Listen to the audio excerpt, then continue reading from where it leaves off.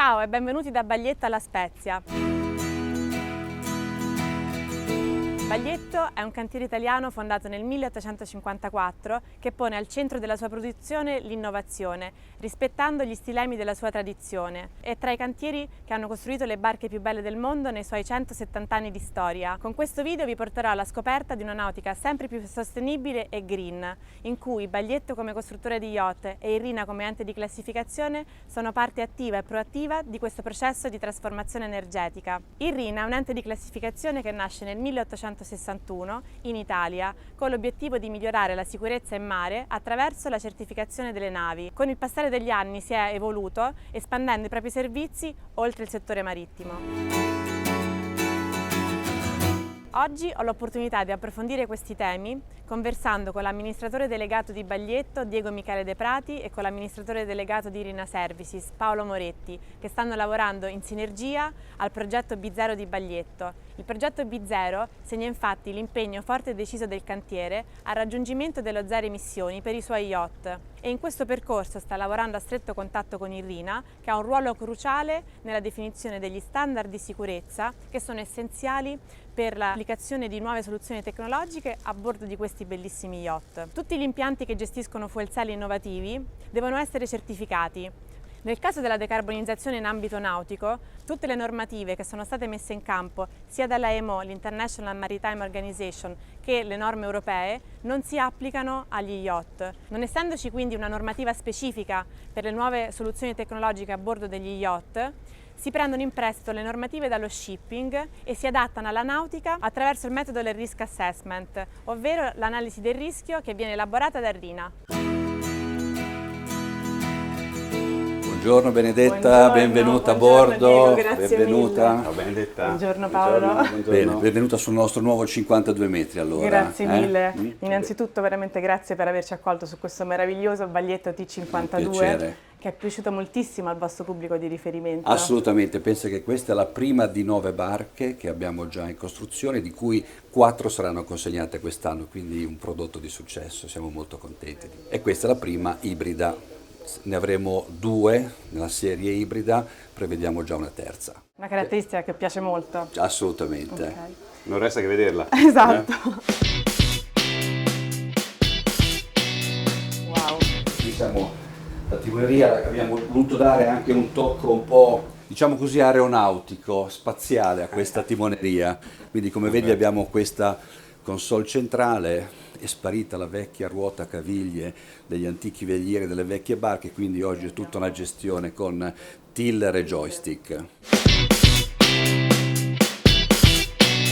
Paolo, tu sei stato indirettamente il mio primo referente in questo mondo, perché quando mi sono laureata in ingegneria ho cominciato poco tempo dopo a lavorare per voi ed è stata per me un'esperienza bellissima perché è stata molto formativa professionalmente ma anche sul lato umano. Quindi consiglierei ai giovani, se hanno questa opportunità, di coglierla al volo. Grazie Benedetta. Devo dire che Irrina è veramente una palestra per un giovane incredibile. Qualsiasi disciplina abbia studiato è veramente un'azienda che ti permette di confrontarti con realtà importanti, come per esempio Baglietto. Quindi soprattutto se un ragazzo ha fatto ingegneria navale o nautica, devo dire che Irrina in Italia e all'estero gli dà veramente la possibilità di realizzarsi, quindi sono contento che conservi un buon ricordo. Siete tra i primi cantieri ad innovare nel campo dell'impiego delle nuove energie sostenibili in ambito nautico. Che cos'è che ha reso possibile l'applicazione della tecnologia delle fuel cell a idrogeno, cosa che esiste da tempo, e che cosa vi ha spinto maggiormente in questa direzione? Noi abbiamo iniziato la nostra esperienza nel settore ibrido già da qualche anno. In questo tempo ho avuto modo di valutare e verificare i benefici e anche un po' i limiti a volte di questa tecnologia, soprattutto nella modalità a emissione zero. Quindi credo che di fatto l'obiettivo nostro è quello di fare un passo in avanti e crediamo che l'idrogeno possa rappresentare il vettore energetico. Poi di fatto la fuel cell non è una novità, è a bordo dei nostri sommergibili già in uso da tanti anni, quindi non è di fatto una novità. La vera novità diventa come sistemare e stoccare l'idrogeno a bordo e la distribuzione dell'idrogeno. Questi sono i veri due temi sulla quale ci dovremo confrontare in futuro. Possiamo definire l'armatore moderno un armatore molto più attento all'ambiente rispetto a qualche anno fa? Sì, sicuramente gli armatori sono molto più attenti alle sensibilità ambientali, ma questo devo dire che come Rina lo riscontriamo in tutti i settori su cui lavoriamo, che chiaramente non sono soltanto quello navale. Vediamo sempre più manager, imprenditori, figli di imprenditori, eredi di importanti famiglie che hanno veramente sulle tematiche ESG una forte attenzione che si riflette anche nell'acquisto della barca. Una volta c'era sicuramente molta più attenzione all'aspetto estetico esclusivamente, c'era forse più attenzione alla velocità, alcuni aspetti prestazionali, sicuramente ora si coniuga chiaramente comprare un oggetto che sia bello, che sia esteticamente piacevole, ma con degli altri valori. Io metterei la parte comfort, tutto quello che attiene al rumore, alle vibrazioni, tutto quello che è la parte entertainment legata alla digitalizzazione, a poter essere sempre connessi anche dal punto di vista lavorativo quando si passa una piacevole vacanza o del tempo libero a bordo, e poi al centro di tutto chiaramente l'aspetto dell'environment, quindi la voglia di comprare uno yacht che sia al top dal punto di vista delle prestazioni di comfort, ma anche da quelle ambientali, e quindi come Rina mettiamo poi a disposizione quella che è la nostra, tutte le nostre discipline e tutte le esperienze che stiamo facendo in questo settore, e poi quando troviamo dei cantieri visionari e che hanno voglia di investire come Baglietto, lavoriamo insieme per accontentare l'armatore. Il progetto B0 porta nel nome stesso il DNA, la visione e gli obiettivi del cantiere. Che cosa significa la parola B0? B0 è un percorso che abbiamo iniziato anni fa proprio nello studio delle propulsioni alternative e ibride da applicare a bordo. Noi, come dico spesso e volentieri, non siamo inventori di nulla. Il nostro compito è quello di valutare insieme ai nostri amici del Rina le metodologie di come installare questi impianti a bordo, perché questo è veramente il target e l'obiettivo, perché safety first at sea si dice, no? Quindi per noi importante è che questi sistemi siano affidabili, funzionali per mare. In particolare poi questo sistema che abbiamo realizzato, questo B0 che abbiamo qui in cantiere, è diciamo, esattamente il prototipo dell'impianto che vorremmo installare a bordo delle nostre navi. Questo potrà iniziare dal 2027 o su questo modello T52 oppure sulla ammiraglia della nostra gamma, che è il T60. Questo impianto ha una duplice valenza, perché può essere impiegato sia come, diciamo,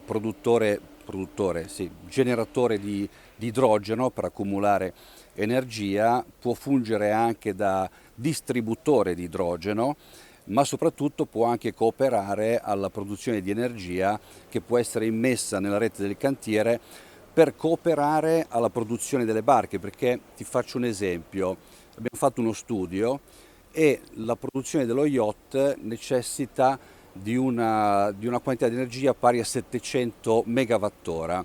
Cosa vuol dire? Che se noi siamo bravi a risparmiare una parte di questa energia utilizzando delle rinnovabili, risparmiamo circa quasi 500 tonnellate di CO2 che noi emettiamo in atmosfera, tenendo conto che altrettante probabilmente possono essere anche prodotte poi per costruire i semilavorati che vengono impiegati nella costruzione dello yacht. Quindi anche un occhio va poi dato all'impiego di materiali riciclabili e che abbiano anche loro a sua volta un ciclo produttivo sostenibile. Possiamo quantificare la quantità di emissioni di CO2 che annualmente vengono generate dai super yacht operativi nel mondo e quanto impatta sull'inquinamento mondiale rispetto ad altri settori? Allora, guarda, è una domanda molto interessante. In realtà il trasporto marittimo in genere, questa è una fonte ufficiale che, ricordiamo, porta in giro circa il 90% delle merci, contribuisce per un 3% a quelle che sono le emissioni in generale di greenhouse gases. Consideriamo che i super yacht, che sono chiaramente molti, hanno un profilo operativo molto particolare, perché fra il 60 e il 70% del loro tempo si stima lo passino ormeggiati, molto spesso non usando neanche i loro motori ausiliari, ma sostanzialmente corrente da terra. quindi chiaramente noi ora stiamo facendo e conducendo degli studi proprio per andare a normare tutte le regolamentazioni che sta introducendo l'IMO anche su base volontaria sul mondo dei super yacht. Però diciamo che concorre all'incirca intorno a un 1% a quello che è il contributo del trasporto marittimo. Quindi se lo guardiamo da questo punto di vista, in termini assoluti è un qualcosa che può sembrare abbastanza trascurabile, però noi siamo qui perché in realtà, indipendentemente da quanto impatti nel globale, ognuno di noi poi deve sempre tendere a migliorarsi, e quindi il motivo per cui l'armatore, come abbiamo detto, cerca sempre il nuovo armatore una soluzione sempre più ecosostenibile, e il cantiere cerca di andargli dietro, corrisponde comunque a una mission che ormai tutta l'industria nautica italiana estera si è data. Noi siamo all'interno del SIBA, che è il Super Yacht Builder Association, che unisce tutti i maggiori cantieri produttori di mega yacht, e devo confermarti che il target è costantemente quello di migliorare l'impronta carbonica globale del super yacht. Quindi chiaramente c'è da lavorare sul parco di yacht in esercizio, migliorando per esempio l'efficienza energetica, i profili operativi, e sulle barche in nuove costruzioni. Oggi qua ne abbiamo un chiaro esempio. Si può sicuramente lavorare su nuove tecnologie, l'elettrico, l'ibrido, fino a spingersi a nuovi fuel alternativi come l'idrogeno. C'è sicuramente una forte tendenza a migliorare l'efficienza energetica, partendo in primis da quella anche idrodinamica. C'è sicuramente la necessità di usare anche nuovi materiali, perché chiaramente alleggerendo il peso della struttura, lavorando con materiali che siano molto più performanti da quel punto di vista lì, a parità di prestazioni si consuma di meno. Quindi c'è sempre una focalizzazione nell'andare a risparmiare il più possibile il combustibile, quindi consumare meno, e poi dove possibile usare dei combustibili sempre più alternativi al mondo fossile. In parte lo hai già illustrato. Quali sono i motivi per cui avete realizzato un impianto a terra gemello di quello che poi installerete a bordo? Prima una tecnologia, quando tu la installi a bordo, devi essere ben certo che questa sia testata e provata. Quindi abbiamo preferito iniziare da un prototipo a terra, anche per consentire alle maestranze, ai subfornitori, di cominciare a familiarizzare con una tecnologia che è completamente nuova, anche perché a bordo, mentre oggi si chiama un meccanico per riparare il motore, domani si potrà chiamare un tecnico per riparare la fuel cell. Quindi c'è anche tutta una tematica di addestrare tutta questa catena di subfornitura a una tecnologia che è sostanzialmente nuova. Quindi non sono passaggi on-off, sono passaggi che richiedono tanto tempo, e quindi abbiamo preferito partire con i piedi per terra, passo passo, ma credo che questo sia nel futuro un punto sicuro di arrivo, perché l'abilità poi è sempre quella di avere la flessibilità di cambiare velocemente rotta. Stiamo attenti, oggi non esiste la tecnologia che è quella, non si sa quale sarà la tecnologia futura veramente green, quindi l'abilità dei cantieri è anche essere veloci a capire dove sta andando la tecnologia e cercare di installare a bordo e rendere sicuro quel sistema. Diversi cantieri hanno in piedi progetti per la riduzione delle emissioni di CO2 e il RIN è impegnato nella certificazione. Sente una grande responsabilità come amministratore delegato? Beh, è una grande responsabilità, ma soprattutto un grande entusiasmo. È veramente un periodo entusiasmante, perché siamo in uno di quei momenti che non capitano sempre nella storia, con queste transizioni dal punto di vista energetico, dal punto di vista digitale. Poi la fortuna di lavorare in un'azienda che si è diversificata tantissimo nel corso di oltre 160 anni e ora ha competenze in tutte le industrie e sta lavorando su dei progetti, acciaierie che andranno con idrogeno verde, treni che certifichiamo che vanno con idrogeno e fuel cell, che quindi ci danno la possibilità di portare una forte competenza di dominio anche nelle attività più tradizionali di terza parte e di certificazione, quindi ci permettono di sederci insieme ai nostri partner, ai nostri cantieri, fare delle valutazioni di rischio, fare delle technology qualification, perché tante volte la normativa internazionale ancora non c'è su dei fuel alternativi, e quindi bisogna avere la competenza di ragionare su tutti gli aspetti di sicurezza che ci permettono di operare in maniera sicura e performante. Quindi devo dire che in questo momento l'aspetto sicuramente più positivo è quello di fare parte di un gruppo e di vivere in un contesto come quello italiano, che annovera un'eccellenza come la nautica, che sul settore della sostenibilità sta spingendo veramente tanto. Noi sulla parte yacht siamo peraltro, permettimi di dirlo, stati anche i primi ad introdurre le normative green volontarie. La Green Star fu la prima, poi la Green Plus, che hanno sempre avuto un grande seguito da parte degli armatori e dei cantieri, e questo testimonia sempre di più come la sostenibilità stia diventando sempre più importante. Quindi possiamo dire che il ruolo primario della nautica sicuramente è anche negli investimenti che compie per una nautica sempre più innovativa e sostenibile.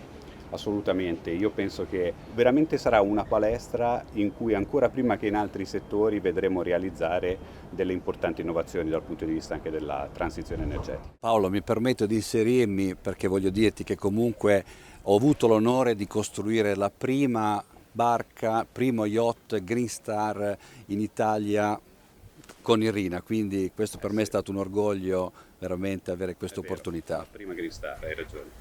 Nella storia di Baglietto, che vanta una lunga tradizione, quest'anno sono ben 170 anni di storia, quali sono i modelli che hanno segnato un significativo salto in avanti in termini di innovazione tecnologica? Guarda, concentrare in pochi secondi 170 anni di storia non è così semplice, però voglio darti alcuni passaggi importanti che hanno caratterizzato un po' l'evoluzione di Baglietto. Tu pensa che Pietro Baglietto iniziò nel 1854 a costruire scialuppe di salvataggio per le navi mercantili di allora. Fu lui l'innovatore verso la fine del secolo, dell'Ottocento, a introdurre le prime barche da diporto che addirittura erano a remi e poi passarono a vela in un secondo momento, quindi di fatto quello fu l'inizio del diporto.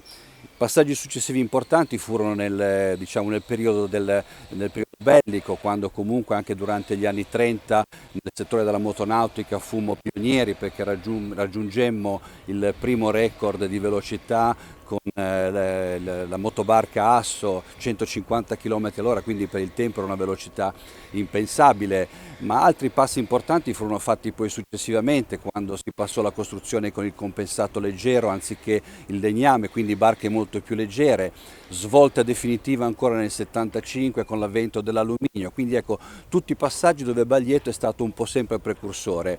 Ti faccio l'ultimo esempio, tu pensa che negli anni 50, quando ancora il termine anglosassone yacht non esisteva in Italia, si diceva ma tu hai il baglietto, per dirti se tu avevi una barca da diporto. E tra i miei preferiti posso dire qual è? Storico, il Baglietto Ischia 16 metri. Mitico Ischia, Bellissimo. mitico Ischia. Vi ringrazio tantissimo. È stato un piacere, grazie Benedetta, alla prossima. Grazie Paola.